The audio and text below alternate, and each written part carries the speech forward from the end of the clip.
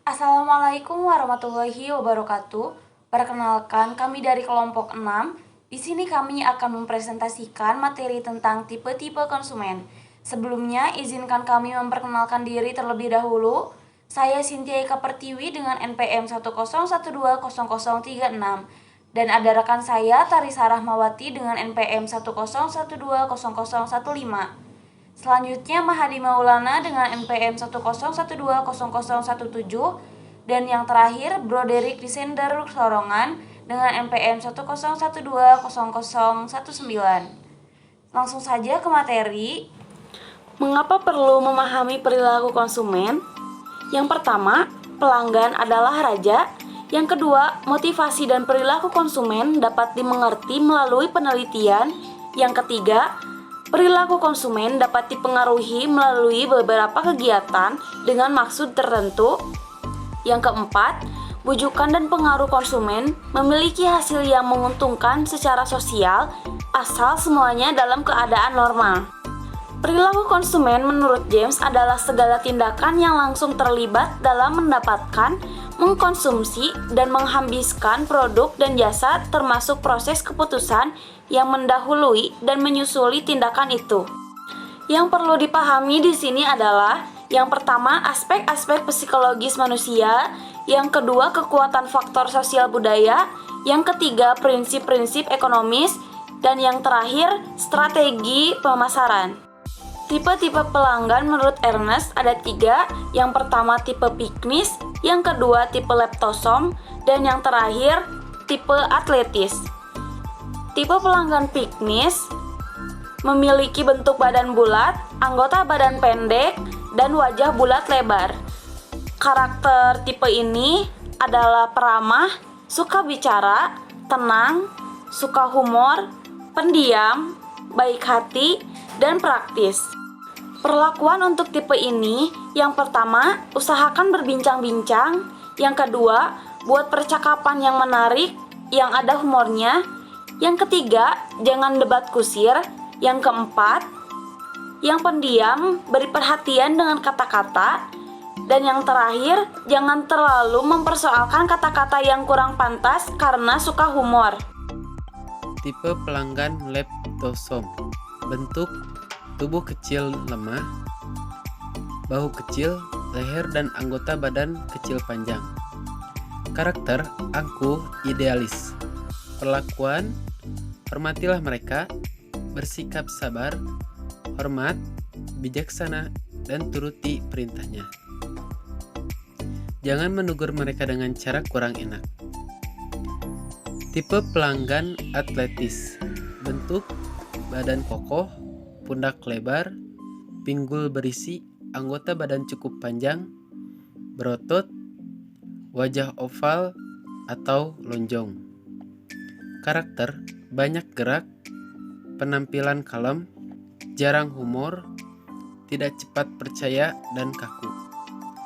Perlakuannya, hindari diskusi, debat kusir, beri kesan seakan-akan dia pandai, bersabar, dan jangan terburu-buru pada mereka. Jika ada pertanyaan, jawab secara sistematis. Hindari sikap mengecewakan dia. Menurut Johnstone, macam-macam tipe. 1. Pria, wanita, remaja, lanjut usia, pendiam, suka berbicara,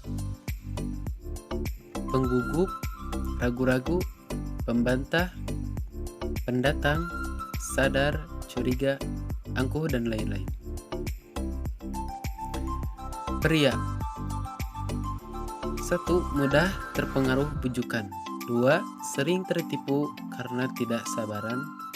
3. Ada perasaan tidak enak bila masuk toko. 4. Kurang minat berbelanja sehingga sering terburu-buru mengambil keputusan membeli. Yang kelima, mudah dipengaruhi nasihat dan argumentasi objektif. Perlakuan. 1. Melayani dengan cepat tanpa banyak bicara. 2. Beri penjelasan terbatas. 3. Usahakan agar yang dibeli cocok. 4. Jangan menunjukkan barang yang warnanya mencolok atau barang mode. Wanita. Yang kesatu tidak mudah terbujuk penjual. Yang kedua, banyak tertarik warna dan bentuk. Yang ketiga, mementingkan status sosial. Yang keempat, menyenangi hal-hal yang romantis. Yang kelima, mudah minta nasihat atau pandangan orang lain. Yang pertama, mudah terpengaruh rayuan penjual. Yang kedua, mudah terbujuk iklan. Yang ketiga, tidak berpikir hemat. Yang keempat, kurang realistis. Lanjut usia. Yang pertama, banyak pengalaman seolah-olah dia yang paling pandai. Yang kedua, tidak mengikuti zaman. Dan yang ketiga, tidak terburu-buru, senang berbincang. Dan yang keempat, umumnya bertindak lambat dalam membeli. Yang kelima, tenang, keibuan maupun kebapaan. Perlakuan yang bisa kita lakukan. Yang pertama, banyak waktu untuk melayaninya, sabar. Dan yang kedua, dengarkan nasihat-nasihatnya. Yang ketiga, beri nasihat yang kesannya dari orang tua. Dan yang keempat, hadapkan penjual yang agak lanjut usia. Faktor-faktor yang mempengaruhi pelanggan. Yang pertama, faktor budaya, faktor sosial, faktor pribadi, dan yang keempat, faktor psikologis. Konsumen pendiam, ada rasa malu, sedang memikirkan sesuatu, kelainan fisik. Kelakuan yang bisa kita lakukan, yang pertama, dilayani dengan ramah tamah. Yang kedua, diajak ngobrol seperlunya. Dan yang ketiga, arahkan perhatian pada sesuatu. Yang keempat, bila punya kelainan, agar bersikap wajar. Faktor sosial, yang pertama ada kelompok acuan. Semua kelompok yang mempunyai pengaruh atau tidak langsung terhadap perilaku seseorang, misalnya keluarga, tetangga, dan rekan kerja. Nomor 2 itu ada kelompok keluarga, orang tua, dan suami. Nomor 3, peran dan status anak, istri, manajer, direktur, dan faktor pribadi. Usia pembeli, siklus pembeli, pekerjaan, adanya ekonomi, gaya hidup, dan lain-lain. Yang pertama, usia dan tahap siklus hidup. Nomor 2, pekerjaan dan direktur perilaku konsumsinya. Nomor 3, keadaan ekonomi, pendapatan gabungan yang ada kekuatan meminjam dan pendirian terhadap belanja dan menabung. Dan selanjutnya nomor 4, gaya pola hidup seseorang di dunia yang diungkapkan dalam kegiatan minat dan pendapatan seseorang. Nomor 5, kepribadian dan konsep diri.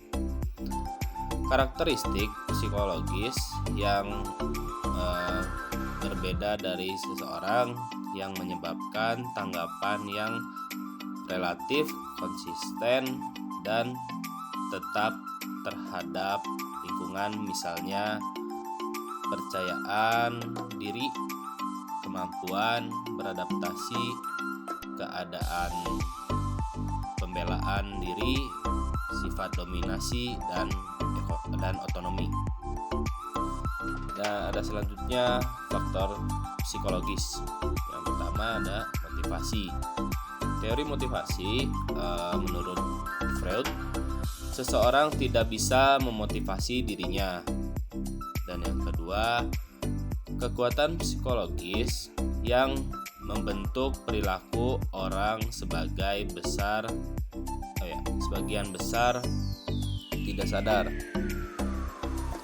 Dan ada yang kedua, teori Maslow. Yang pertama, kebutuhan fisiologi. Kedua, kebutuhan keamanan. Ketiga, kebutuhan sosial. keempat, kebutuhan penghargaan, dan kelima, kebutuhan aktualitas diri. Dan selanjutnya teori motivasi Herzberg. Teori motivasi dua faktor, yaitu faktor ketidakpuasan dan kepuasan. Terus nomor 2, persepsi. Proses sebagian seseorang menyeleksi, mengatur, dan menginterpretasikan dan informasi yang menciptakan gambar keseluruhan yang berarti. Dan nomor 3 selanjutnya, pengetahuan menjelaskan perubahan dalam perilaku suatu individu yang berasal dari pengalaman. Terima kasih, sekian dari kelompok kami. Wassalamualaikum warahmatullahi wabarakatuh.